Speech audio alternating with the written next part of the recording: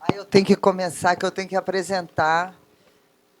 Primeiro, quero dizer, Sérgio, que uma das maiores honras da minha vida foi ter sido chamada para fazer uma apresentação para o Drible, que é esse livro assim que reúne não só, como o Fábio diz, o maior livro sobre futebol da literatura brasileira, como reúne coisas assim na minha vida muito caras. Nelson Rodrigues, Machado de Assis. E quando você me pediu para escrever a apresentação, eu fiquei meio surpresa, porque quando eu li o Drible há 10 anos atrás, eu não tinha a noção do quanto Machado era pai desse livro. E eu só fui me dar conta disso quando eu fui escrever a apresentação e tinha acabado de ler o Vida Futura. E hoje, para mim, são dois livros que se completam, porque é um livro machadiano. E aí você tem... Quer dizer, tem várias coisas extraordinárias nesse livro que a gente vai conversar, mas eu queria primeiro falar, depois do Vida Futura e do Drible, assim, se você tinha consciência deste fantasma do Machado na sua vida, se isso era uma coisa consciente, ou se hoje, assim, no tempo, depois de ter feito Vida Futura e ele, se você se deu conta do quanto, e também do quanto a figura e a sombra do Machado é para um escritor no Brasil. Bom, primeiro, muito obrigado a todo mundo pela presença. Véspera de feriado, eu sei que não é fácil. É uma alegria enorme estar aqui para lançar esse livro. Estou até um pouco sem voz, eu acho que é de nervoso. Eu estava com a voz boa até agora há pouco. Mas, Nanda, a honra é toda minha. Claro, é lógico. É lógico. Você usa pronome, cara. Fiz escola experimental, você não. Você fala com o pessoal da USP. Começaram a falar comigo agora. Não, a Nanda está brincando porque o pós-fácil dessa edição é assinado pelo Fábio de Souza Andrade, que é um crítico, um professor de teoria literária da USP. Né? A USP não é fácil, né? Ela não gosta de nós cariocas. Eu assim. beijo, eu falo USP. Isso já é. Mas então vamos deixar claro assim, a honra é minha, tá? Muito obrigado por ter topado fazer a apresentação. A Nanda foi uma das primeiras pessoas a escrever sobre o livro na época do lançamento, 10 anos atrás, na coluna dela na Folha, né, a coluna da época.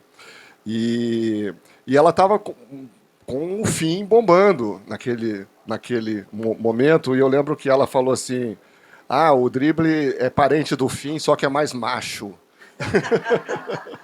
Eu achei o máximo aquilo, adorei aquilo. Ia só pontuando, e aí ele me deu uma cutucada que foi: a gente só sabe que o Fim foi escrito por uma mulher porque não tem futebol. E ele tinha toda a razão. E isso aqui é livro de macho, né? Cheio de futebol. E aí, o que você fez agora com a adaptação? Aí, quando eu adaptei o Fim agora para o streaming, eu botei futebol por causa dele. Tá vendo? Não falei que a honra era minha? Mas olha só, a coisa do Machado, eu acho que... Bom, Machado claramente é uma sombra para todo mundo, porque, né, é um monstruoso escritor, provavelmente o maior escritor brasileiro de todos os tempos e tal. Na minha opinião, é. Né? E agora, quando eu escrevi o Drible, claro que tem umas coisas aí conscientemente machadianas, mas acho que eu não tinha noção desse fantasma ali no meu ouvido até chegar a hora do Vida Futura. O Vida Futura foi realmente um caso de possessão, quase. Né?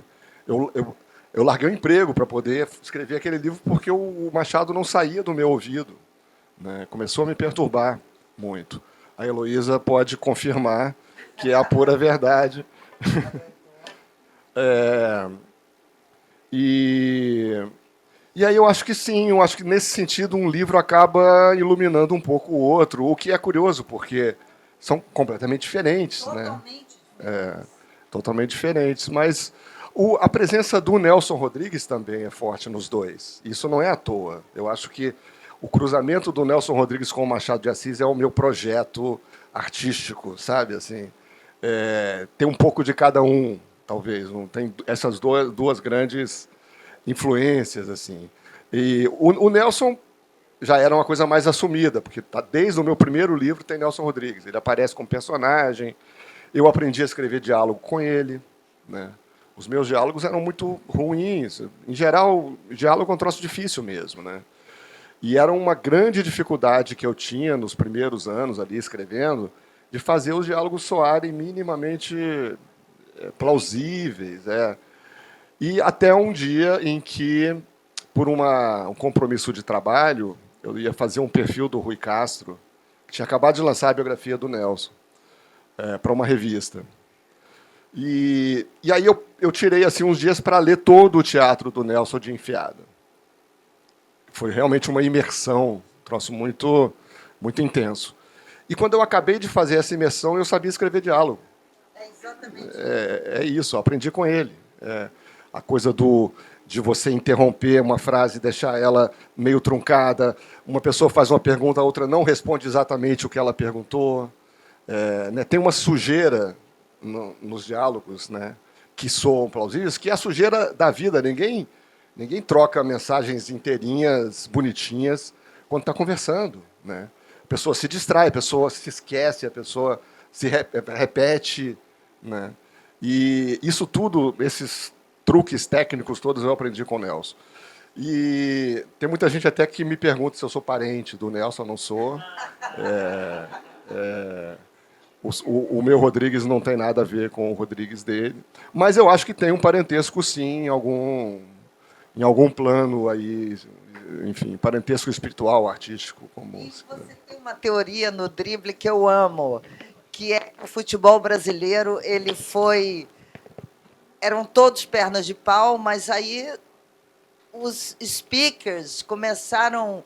É engraçado essa cruz com o teatro, assim. Mamãe está aqui hoje, que os narradores do rádio que eram tão extraordinários que foram obrigando os jogadores, isso eu acho uma coisa maravilhosa, a chegarem à altura da narração, que é um pouco quando você vê um conto do Nelson falando sobre futebol, a baba, o negócio da baba, da loucura em campo. Você quer ver aquele jogo. E quando é que te veio essa inspiração? Porque essa é muito boa, que é o Aedo, né? O cara do rádio é que obriga a realidade a se igualar a ela. Eu lembro exatamente quando veio isso, a gente estava na praia do Cupe, no Nordeste. E eu acho que veio assim, na verdade, eu queria enfatizar que aquele personagem do Murilo, o filho, que é o pai, né, o velho cronista esportivo, na verdade, o drible, para quem não conhece, é uma história de família, um drama de família com segredos terríveis de família no porão, entre um pai e um filho que viraram meio inimigos, passaram décadas sem se falar e estão tentando se reaproximar agora. Esse pai é um velho cronista esportivo. E o pai está meio gagá, ele já, né? Ele só consegue falar de futebol, ele foge de todos os outros assuntos. E eu queria enfatizar que ele estava ficando meio maluco. Então, assim, era a tese de um demente. Mas, assim, eu acho que foi por ser a tese de um demente que eu tive coragem de dar esse salto, né? E as pessoas gostaram muito da ideia. Eu estou virando meio que o pai da tese agora. Não é mais o Murilo, agora sou eu mesmo, né? Mas... Está virando Murilo.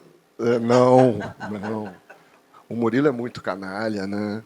Uma coisa engraçada, eu não sei se você tem isso também, se você sente isso também. Às vezes os seus personagens te assustam, o rumo que eles estão tomando não é o que você queria que eles tomassem. Totalmente. O Jorge Amado não tinha isso. Zélia, eu estou querendo matar esse cara e ele não quer morrer. E o bom é quando eles começam a agir sozinhos, né? Aí é que você vê que a coisa está Que ela funcionando, né? existe, que ela tem alma, uma coisa muito misteriosa. É misterioso. Se você mantém o controle até o fim, total, é porque a coisa não Tem ganhou alma. vida. É. E o Murilo Filho, eu sabia que ele era meio canalha, mas eu não sabia que ele era tão horrível quanto ele se revela no final. E quando eu descobri isso, eu fiquei assustado. Eu não queria, sabe? Eu não queria que ele fosse tão ruim, eu não queria jogar esse mal no mundo. Já tem tanto mal no mundo, né? E eu estou criando aqui mais um mal. Mas aí vem o Neto. E o Neto é você. O Neto é a nossa geração. É a nossa geração. E a nossa geração, ela é assim, ela é opaca, ela é de um niilismo pobre, perto do romantismo furioso do Nelson. Isso eu me reconheci tanto assim, naquele Neto.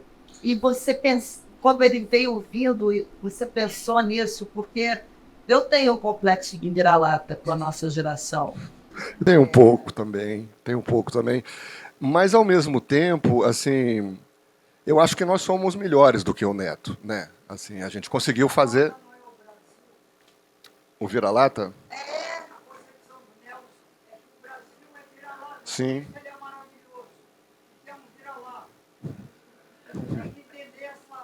Não, é exatamente isso. O vira-lata, o jogador, eles são todos. Todo mundo é vira-lata. Só que são extraordinários. O que ele queria, na verdade, eu acho que o Nelson queria e conseguiu, né? Por meio do futebol, convencer o Brasil de que nós éramos grandiosos, mesmo sendo vira-latas, né? Éramos capazes de grandes feitos. E quando ele começou a falar isso, obsessivamente nas crônicas dele, a gente não tinha ganhado nada ainda. Ele realmente antecipou. Ele criou, de fato, uma mentalidade vencedora no futebol. Então, eu acho que aquilo também dos radialistas criarem os jogadores, o Nelson Rodrigues fez um pouco. Não, talvez, com a técnica dos jogadores, mas com certeza com a ambição. É a coisa de criar uma mítica para nós mesmos, que a gente se espelhe nelas e chegue lá. Isso, o teu livro explica muito. E o sobrenatural de Almeida foi consciente? Você falou, tem que ter o sobrenatural de Almeida? Cara, você está falando do Peralvo, né? Do jogador. Uma hora o personagem ele tem toda a hora mística. Tem poderes. É um craque da geração do Pelé, que teria sido, segundo o Murilo, né? Esse cronista esportivo, maior que o Pelé. Se a carreira dele tivesse prosseguido, e infelizmente ela tem um fim trágico e prematuro.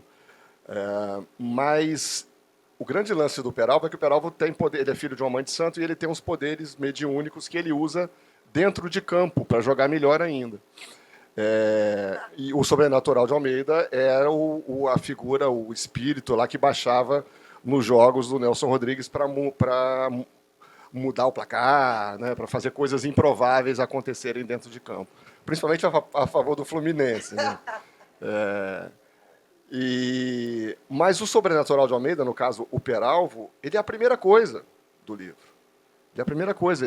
Esse livro nasceu com um conto chamado Peralvo, que era a história de um craque e tal, com poderes mágicos, que era um conto bonitinho, assim, bem anedótico, mas que eu achei que faltava, sabe, faltava o Brasil, faltava alguma coisa para aquilo ali reverberar. Era só uma historinha esquecível. Né? Mas você escreveu o conto? Escrevi o conto lá nos anos 90. Ele ficou engavetado um tempão e eu tentando criar uma história em torno dele, demorou pra caramba. Mas o conto, quando eu criei o resto do romance, ele se encaixou ali como uma peça de Lego, inteirinho. quase inteirinho. É bem curioso. Então, o Peralvo é o pontapé inicial para usar. Partiu do sobrenatural. E o negócio foi consciente, porque é um bando de.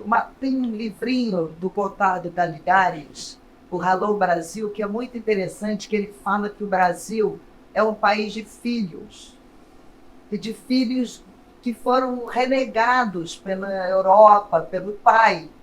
E que tanto que ninguém se chama pelo sobrenome aqui, como é comum no mundo civilizado. Todo mundo é o João, o Pedro. E eu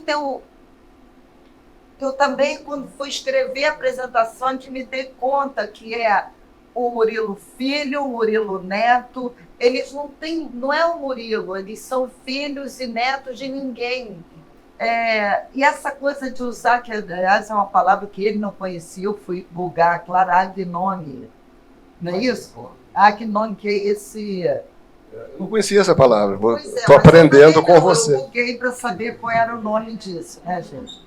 E você pensou nele, por que você botou os netos, os filhos, por que você escolheu ser uma repetição do mesmo?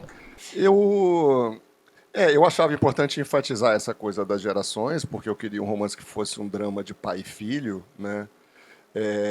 E uma forma que eu encontrei de deixar isso claro já no nome era um ser o filho e o outro ser o neto. Então, na verdade, o filho é o neto.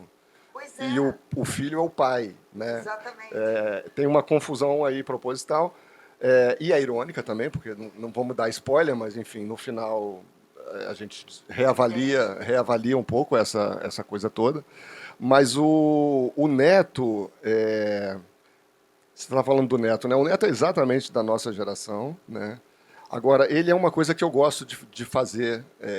Ele é uma espécie de alter ego, só que ele é um alter ego piorado. Ele é piorado. Os meus alter egos são todos piorados. É gente pateta, é gente meio burra, ou meio canalha, ou meio... Enfim, eu acho que se você vai se colocar num livro... O mínimo que você pode fazer é isso, ser duro com você mesmo. Claro. Né? Porque você se botar no livro para se elogiar é o fim da picada. Não pega bem. Né?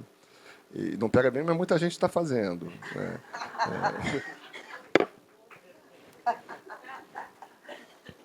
O pior é sempre melhor. Sim. Não é? Para a literatura, para o drama. Eu acho que sim. A decadência é um grande tema, né? Sempre melhor. A tristeza é um grande tema. E, para nossa sorte, não falta, né, decadência no mundo hoje. Né? Personagens do que os heróis, né? Sem dúvida. Eu admiro muito quem escreve um herói que você ama. Porque é difícil, é mais fácil escrever vilania. Os anti-heróis, né? E o drible é só anti-herói, é uma coisa... Ninguém presta. Do drible que é lindo, que é a descrição das jogadas. Qual foi o prazer de botar na literatura a descrição da jogada? Cara, essa cena de abertura, o drible propriamente dito, né, que é um drible do Pelé na Copa de 70, em cima do goleiro do Uruguai, que é muito, muito famoso, um drible que ele dá sem tocar na bola, e acaba errando o gol, né? Ele perde o gol. Essa é uma cena que abre o livro, né? O primeiro capítulo, depois ela é retomada no final, que tem uma coisa circular. Então é uma cena chave mesmo do livro. Você sabe que essa cena eu acho que ela foi fundamental no livro, porque eu não escrevi ela no início, eu escrevi ela já meio perto do fim, mas eu botei ela no início e ela organizou as coisas de uma maneira muito interessante. Eu acho que o que talvez seja o segredo dela é o fato dela lidar com o tempo daquela jogada de uma maneira muito fluida, né? Quer dizer, o pai está vendo, o Murilo Filho está vendo aquilo na televisão e ele vai e volta, e dá pausa e comenta e volta. Então ele mexe com o tempo histórico do futebol de uma maneira que eu acho que fica meio... Aquilo vai se repetir para sempre. É uma eternidade circular do mito, né? Do mito.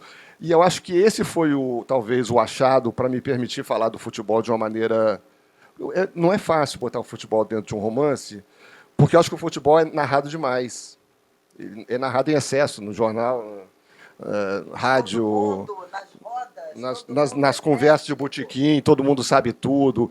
Os torcedores têm uma memória de elefante. Se você começar a falar que, olha, inventei aqui um jogador que jogou com o Zico que chama Pitomba.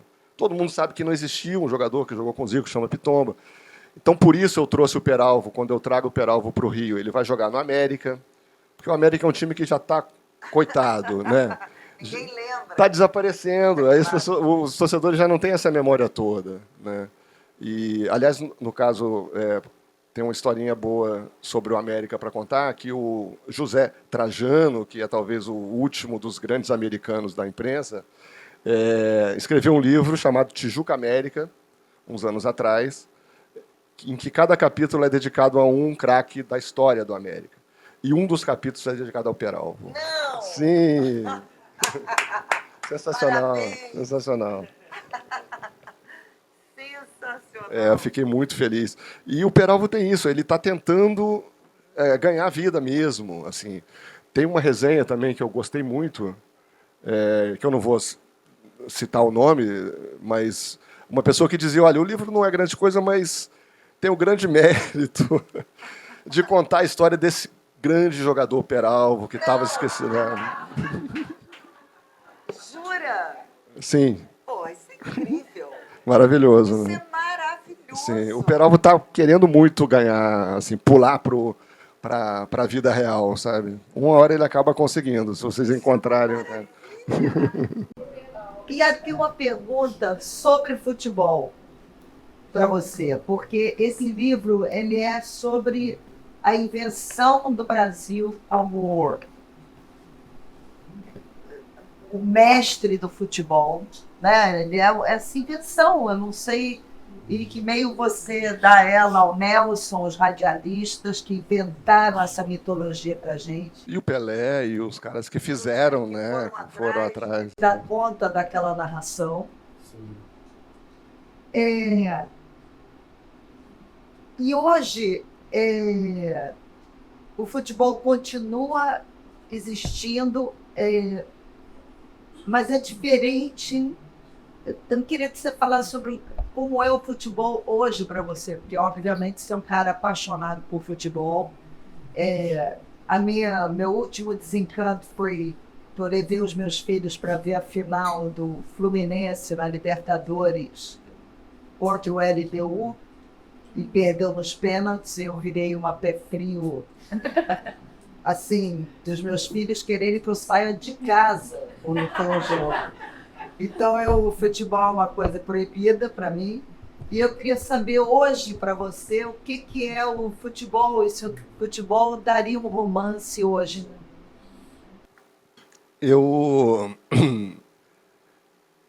Eu acho, assim, o drible me levou muitos anos, né? E ele acabou ficando pronto um ano antes da Copa de 2014, né? Ou seja, um ano antes do 7-1. E eu sempre que eu paro e olho para trás assim, eu tenho a impressão que eu dei muita sorte de acabar antes. Ainda bem. Porque depois eu não sei se inútil, mas seria outro livro. Eu não sei se eu ia ter a força moral para escrever o drible depois do 7-1. Né? Porque o livro é uma celebração, ele é uma crítica também, ele é uma desconstrução, talvez, como está na moda dizer, dessa glória. Você já usou fluido, hein? Já usei fluido, mas não usei camadas ainda. Nem potente. Narrativa. Vamos usar tudo isso ainda. Onde eu estava? Você me tirou dos trilhos agora. Do futebol, do 7-1. Ah, sim.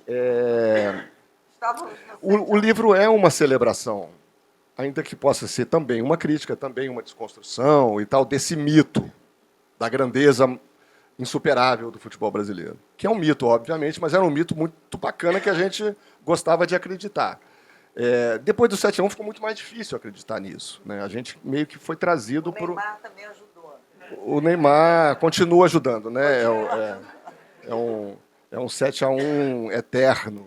né? Eu acho que seria diferente, sem dúvida nenhuma. A própria relação dos torcedores com a seleção brasileira parece que está mudando mesmo. Não é o que era na minha infância. Quando eu vi a Copa de 70, eu era pequeno, mas eu lembro muito bem daquela festa, daquelas coisas. Aquilo tinha um caráter mágico que não é mais, não tem como ser. E até, talvez seja até bom que não tenha. Que não seja que o Brasil Não dependa tanto disso. Exatamente, é uma outra história, né? Hoje as paixões estão muito mais focadas nos clubes do que nas seleções. A FIFA está trabalhando também com muito empenho para acabar com a Copa do Mundo, né? Já anunciou que vai ter uma Copa do Mundo em 18 países ao mesmo tempo, quer dizer, com 108 times disputando. É uma coisa assim. A Arábia Saudita vai ser campeã, né? Todos nós sabemos que mais 2 Copas. Será? É difícil, hein? Dinheiro todo.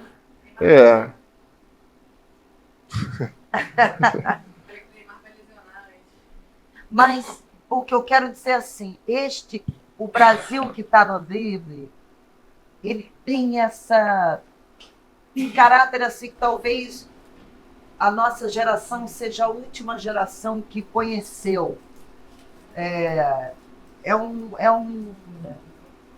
Que é esse mito do Brasil peralvo, que apesar de tudo é extraordinário e criativo, e que tem escritores como Nelson Rodrigues que cantam a nossa vira-latice.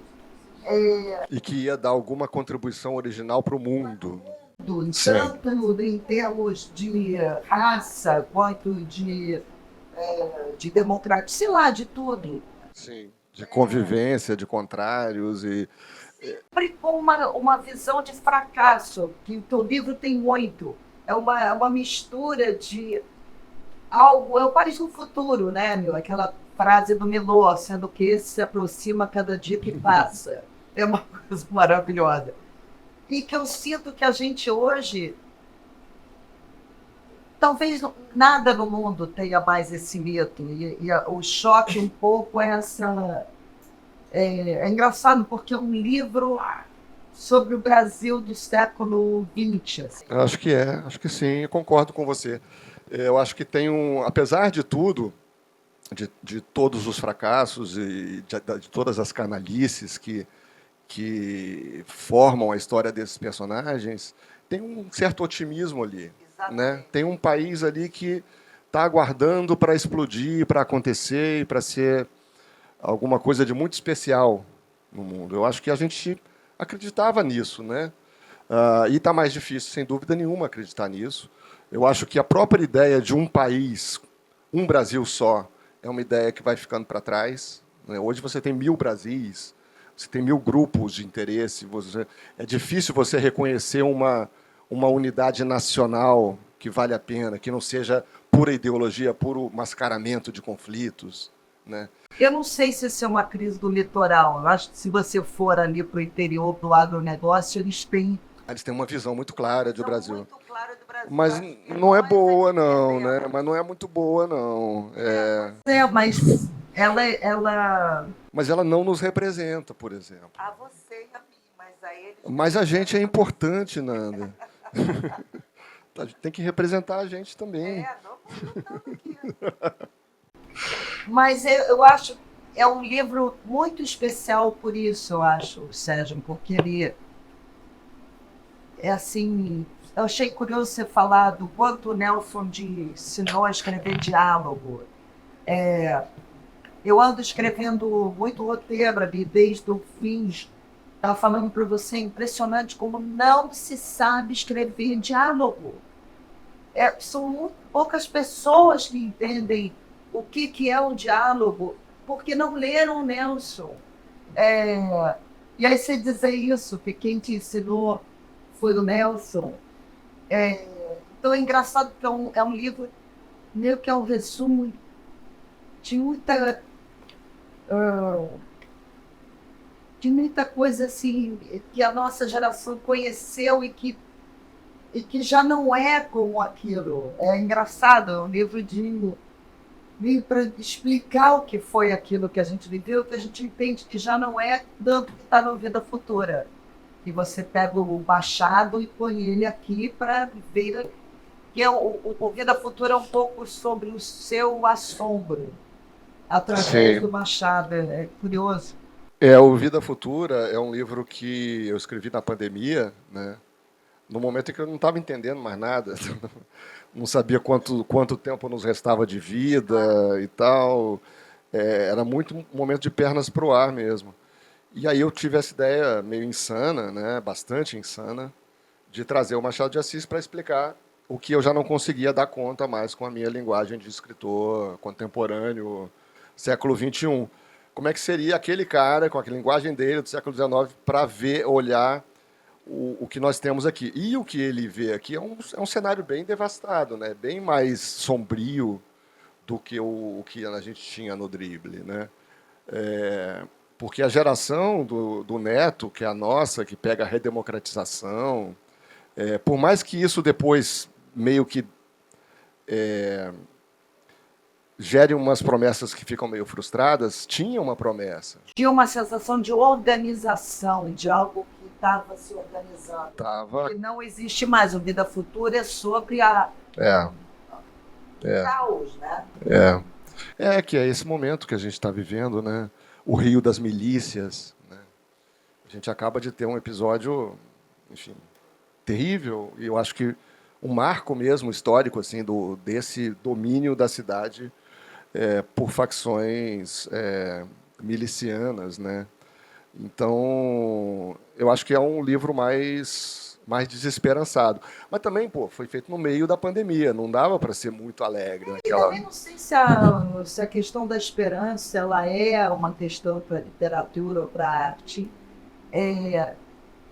Tem alguém que escreveu uma tese, não sei quem é, sobre a. Como é o nome dele? Sobre a brasificação do mundo. E hoje tenho essa sensação que o que a gente experimenta no Rio de Janeiro, por exemplo, é o que é a norma do mundo. Estamos na vanguarda, né? Estamos na vanguarda mesmo. Enfim, era. Obrigado. Vamos abrir para o nosso público? Alguém quer fazer uma pergunta? Pega o microfone então, Márcia.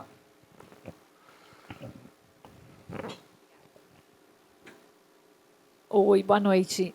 Você falou, Sérgio, que a cena inicial de abertura, né, que eu babei, e olha que eu já te falei que eu não sou uma pessoa conectada com futebol, mas babei lendo aquela cena, né, descrição Obrigado. do drible do Pelé. Você falou que ela inicialmente não estava prevista, né, foi surgindo aos poucos.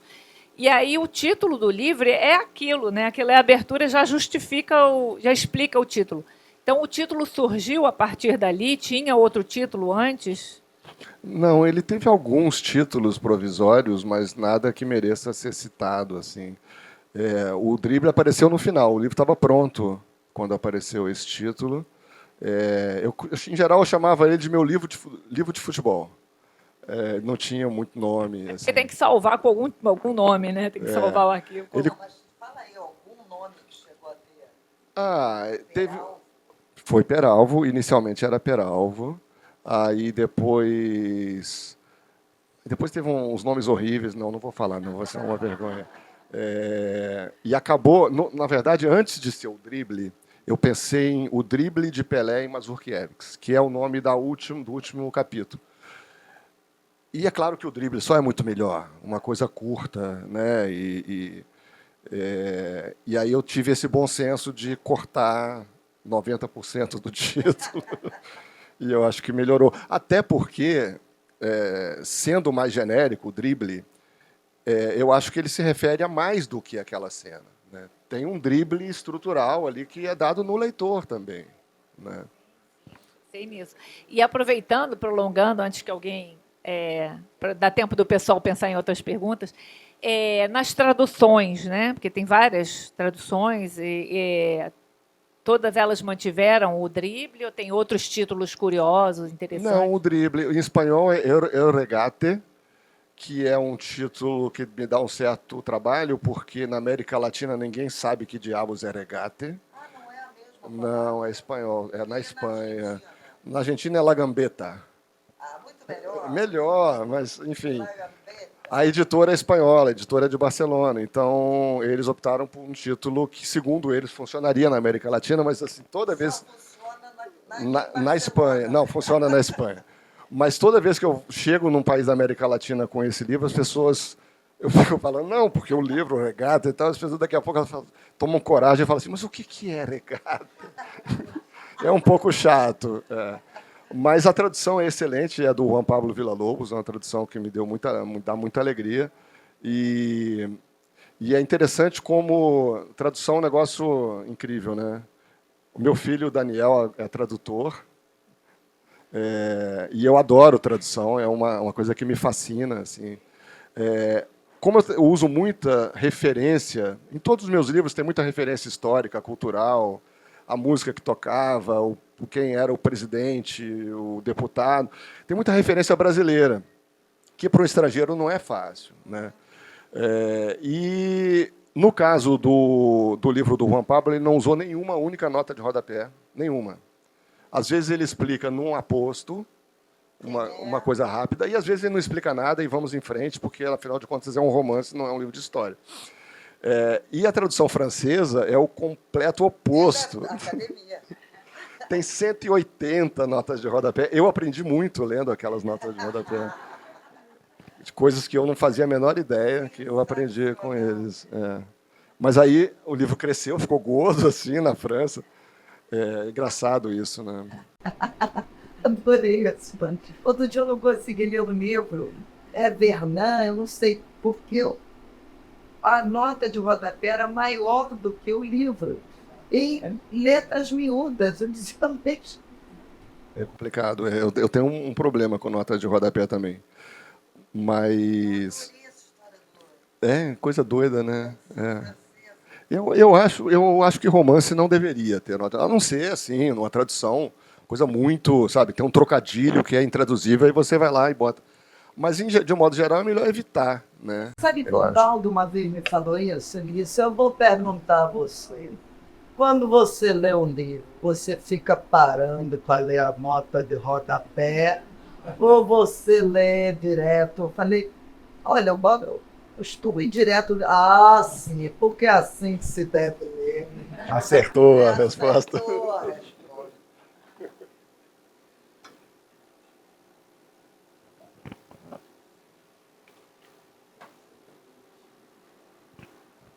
Boa noite.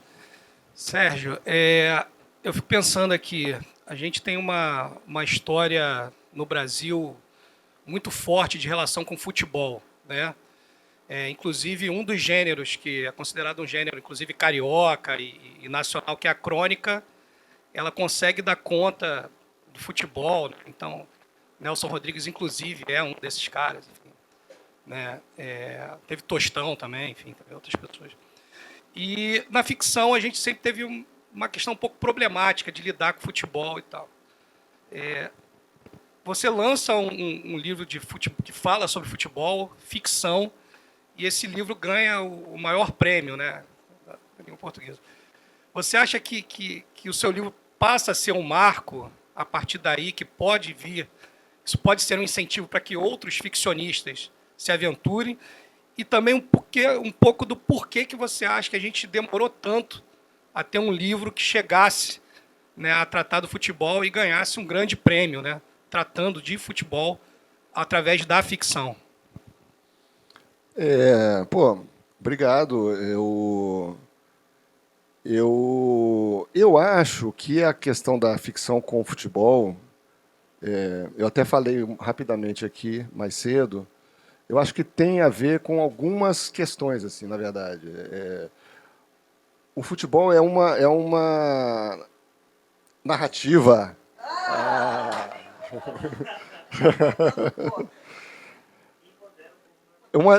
É uma narrativa potente em camadas que empodera.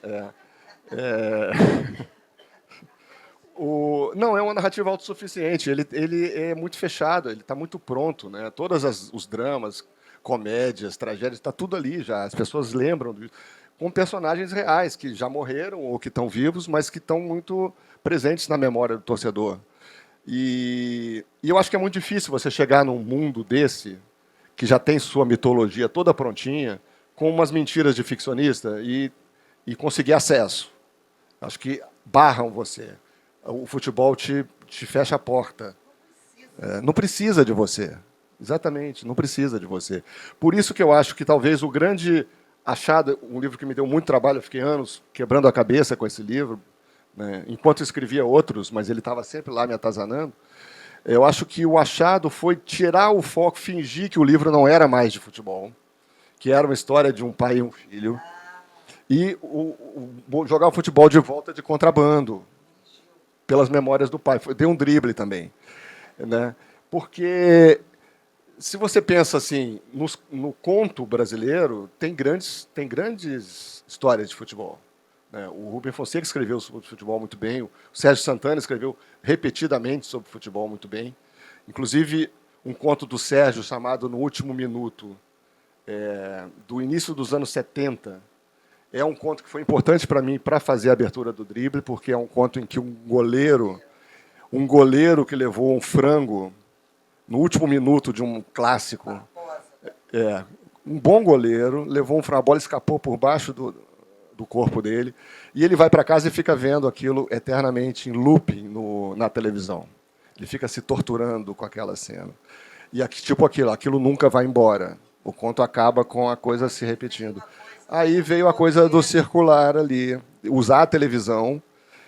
Na época do Sérgio, o cara ficava vendo, não tinha ainda videotape, então não era videocassete, ele ficava vendo os reprises porque ele pulava de canal em canal para ver a reprise. Era uma outra época, no início dos anos 70. Mas a ideia de usar a televisão para jogar o futebol dentro do tempo mítico, eu roubei do Sérgio. Então, eu acho que não é muito justo também falar que a literatura brasileira não tinha história de futebol. Agora, de fato, no romance, uma história em que o futebol fosse tão central, talvez não tivesse mesmo. Né? Eu espero que venham muitas outras, porque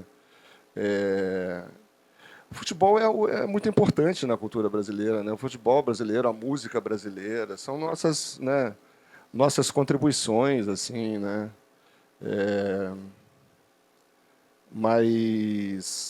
Mas eu acho que, assim, se você pega a crônica maravilhosa esportiva brasileira, você pega os contos de futebol espetaculares que nós temos, se você vê que o Drummond escreveu sobre futebol, o João Cabral escreveu sobre futebol, quer dizer, que história é essa que a literatura brasileira não trata bem o futebol? Trata bem, sim. Né? Talvez o romance ainda possa dar mais, mas outros gêneros deram muito. Tem o Zé Lins também, né, que foi Água-Mãe. as crônicas, com a questão Não, da e história. o Zé Lins, ele era um rubro-negro, né, muito atuante e muito apaixonado por futebol. Agora, o romance dele, que é protagonizado por um jogador, chama Água-Mãe, eu não gosto. Eu acho um romance fraco. Né? Mas eu acho que tem a ver com que... E acho talvez até que a gente esteja vivendo uma hora assim, de uma realidade tão acachapante, assim, que é difícil para a ficção dar conta. O que escrever diante, e o futebol brasileiro, eu acho que ele tem diante da crônica, da realidade, de que todo mundo lembra os nomes, como fazer uma ficção. E o drible tem esse drible que você deu, de a história dessas outras pessoas que são marcadas pelo futebol. É difícil, às vezes, na ficção, você encontrar a razão de escrever um livro diante dos fatos, né? E os fatos no futebol. Eles são muito... Mas se você pensar, não é só o futebol brasileiro. Não tem um grande romance de futebol na Argentina. Não tem. Na Inglaterra tem o Febre de Bola, que é um belo livro, mas o Febre de Bola é muito mais sobre torcida, sobre torcedores, do que sobre o que se passa dentro de campo, com os jogadores e tal. Eu acho que não é muito simples mesmo de trazer esse universo, traduzir, né, esse universo do futebol, não. Outra coisa curiosa que eu fiquei pensando aqui é de como a literatura, assim, o Nelson, os cronistas, e o Mon, você falou, todo mundo que escreveu, era engraçado. Sabe a sensação que eu tenho que a gente vive numa era realmente técnica? A gente tem muita gente falando tecnicamente, são análises técnicas, mas você não tem o drama. Falta também na crônica sobre futebol o drama. Eu acho que a gente ficou menos viajante, né? O Nelson era um alucinado, né? A gente ficou menos viajante. Inclusive dizem que ele não via os jogos, né? Que primeiro que ele já não enxergava muito bem. E depois ele ficava de costas na tribuna do Maracanã. Não, do Maracanã, enfim, ou de Álvaro Chaves, mas ele não via o jogo, ele ficava batendo papo com as pessoas. E no dia seguinte era a crônica mais espetacular, era dele. Era pura mitologia mesmo. É uma coisa. E aquelas hipérboles magníficas, né? O Pelé que jogava com o manto pendurado. E os jogadores, os nossos craques deslizavam pelo gramado como cisnes. Eu acho isso tão bonito. Eu consigo ver quando o time está bem, os jogadores deslizando como cisnes. É um gênio. O Nelson é um gênio. Nós temos aqui hoje a felicidade de receber uma grande amiga do Nelson, musa inspiradora e mecenas do Nelson também, encomendou peças para o Nelson, obrigou ele a escrever, ligava todo dia para ele, e aí, vai acabar ou não vai? E aí saiu nada menos que Beijo no Asfalto, né? Nossa queridíssima, amada Fernanda Montenegro.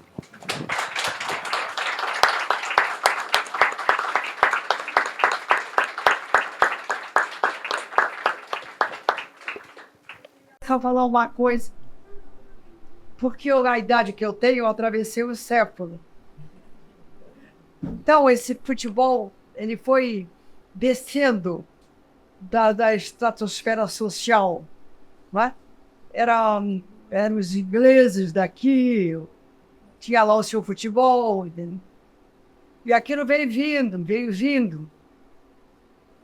Começaram a construir os campos de futebol, como em São Januário, né, do Vasco da Gama, e lá eram feitas todas as apresentações de caráter educacional cultural do canto orfiônico,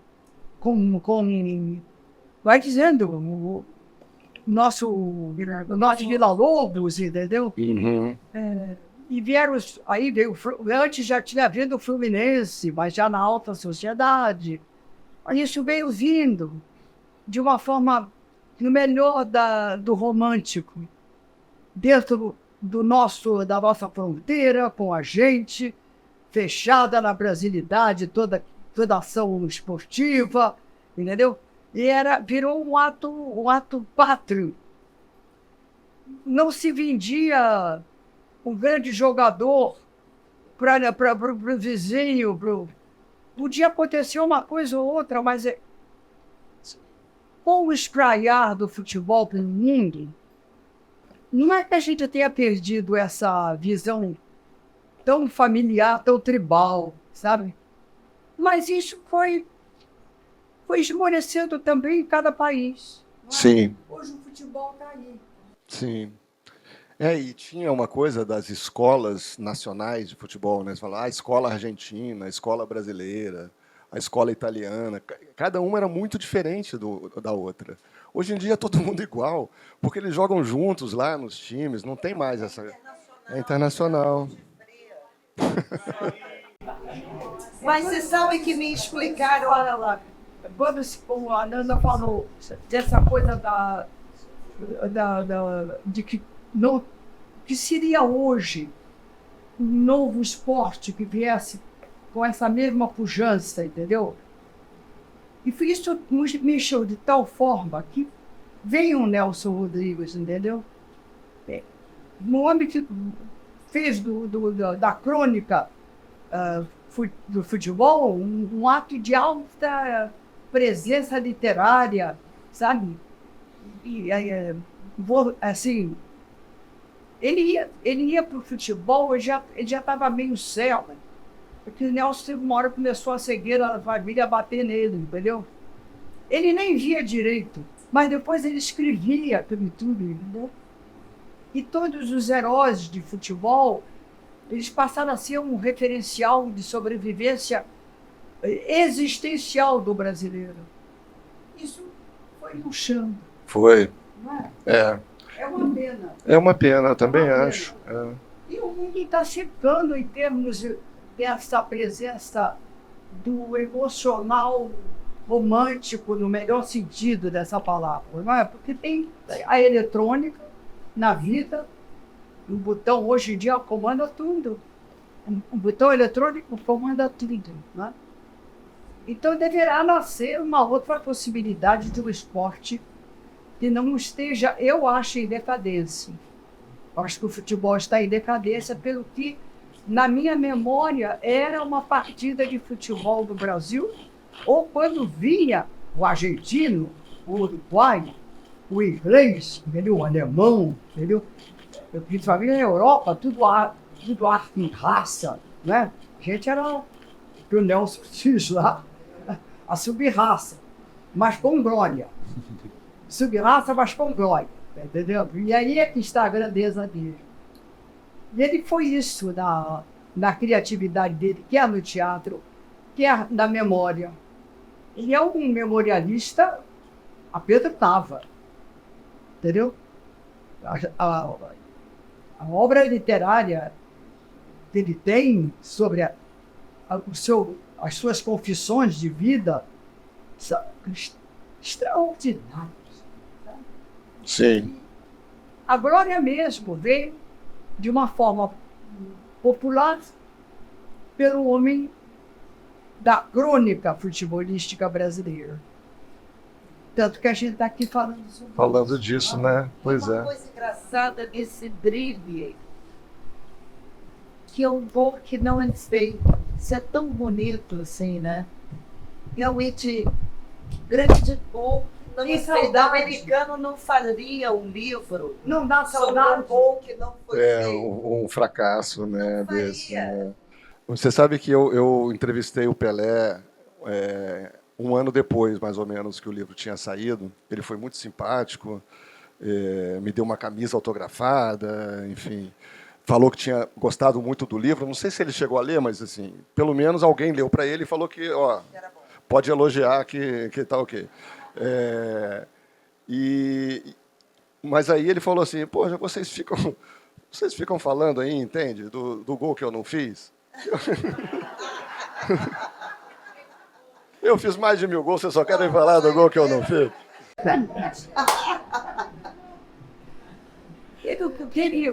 O Pelé vinha com o Coutinho e nós íamos ver Pelé e Coutinho, entendeu? No Maracanã, 150 mil pessoas ali, independente de Santos ou do outro. Porque isso foi a glória dele. Pelé, eu me lembro do Pelé jovem, jogando. Eu não estou imaginando isso. Ele suava, claro. Então, de longe, com o sol em cima, parecia que ele tinha um brilho especial nele, ou a gente punha, não é? Porque ele era o grande diferencial clássico, não é? Ele nunca se via ele esbordoando ninguém, entendeu? Mas dava mesmo, entendeu? Dava com muita A maneira arte. como ele corria para a bola, sabe? Era uma coisa olímpica, só grego, só os gregos lá, não é? No imaginário. Agora não tem mais, então não vamos ficar tristes por causa disso. Não, agora, sabe qual é o grande esporte agora? Obrigado, Fernanda. É o surf, os brasileiros estão arrebentando. Os brasileiros estão bem no surf, temos a ginástica olímpica, temos esporte em bet também, que é uma coisa que está aí. A literatura. Mas Gente, podia ficar aqui a noite inteira mesmo, assim, não é uma hipérbole rodriguiana. Podia ficar até amanhã aqui conversando, mas não dá, né? O Ricardo já está me fazendo sinal ali para acabar. Então, eu queria agradecer mais uma vez a Nanda, a todo mundo. Assim, muito obrigado. Uma alegria imensa. Obrigado.